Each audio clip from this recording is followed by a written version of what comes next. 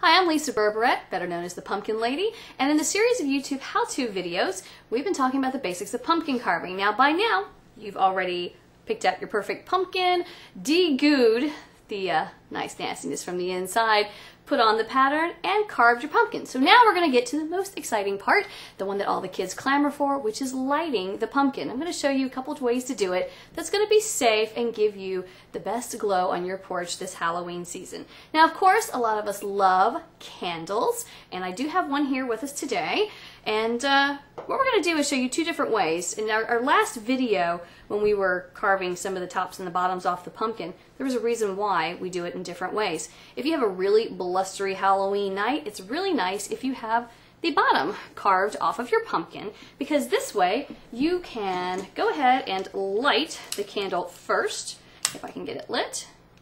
It's always nicer to have these lovely little, well, little I should say, very long lighters to keep your hands away from the matches.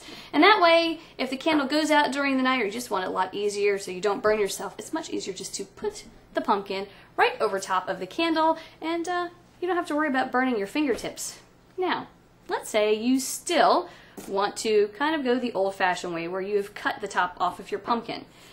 Don't try to light the candle first and then stick it down inside. The angle of it, you're going to burn your hand, singe some clothing, or cause a major fire. Blow the candle out way before you put it into the pumpkin. That way you can do it safely without burning your hands. Now, a great way to light it from this angle is don't try to reach with a match inside the pumpkin. Instead, you can use one of those long fireplace matches or one of these longer lighters that you would use for your barbecue. This one's really cool because it's bendable. And instead, go through the very front of the pumpkin to light it. I'm going to go ahead and try it with this one. This way, you don't burn yourself, but you still are able to light the pumpkin successfully. Just go through the front of the carved area. And as you can see, mine's glowing beautifully. Now, one thing to remember, either way, whether the opening is on the top or on the bottom of the pumpkin, you still have to create a chimney to release the heat from the inside. All that heat from the candle flame is going to rise, and eventually it's going to burn a hole in the top of your pumpkin and start cooking it from the inside out. So a great tip, go ahead and light the pumpkin, let it sit for just a few minutes, and then you're going to see where this heated area is on the top of the pumpkin.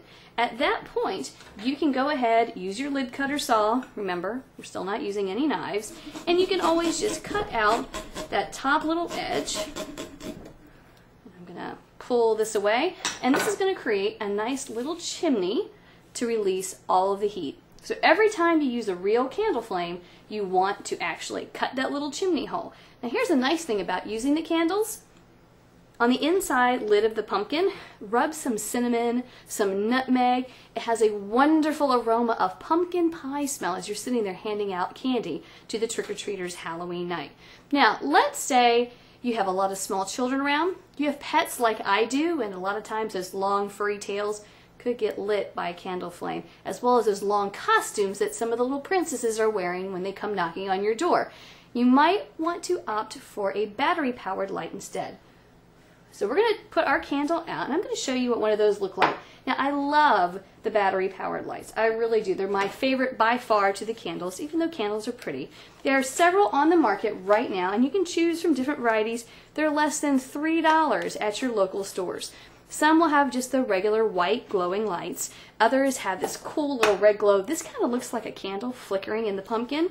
And then, of course, the favorite of all of the kids is this one. It's going to glow different rainbow colors, and if you have a monster pumpkin, it can make a really nice spooky effect. So these are really wonderful to put inside your pumpkin. You never have to worry about anything catching fire or, leaving the pumpkin unattended on the front porch. You don't want to leave it out there if you have it burning with a candle flame inside, but you can with this. It takes a couple of batteries, it lights the pumpkins beautifully, and you will have a gorgeous glowing jack-o'-lantern Halloween night. I want to thank you for watching our series of YouTube how-to videos. There will be more in the future with a couple of pro tips now that you've handled the basics of pumpkin carving. And if you would like these patterns that you see, you may get them at www.pumpkinlady.com. I'm Lisa Berberette, the Pumpkin Lady. Happy carving!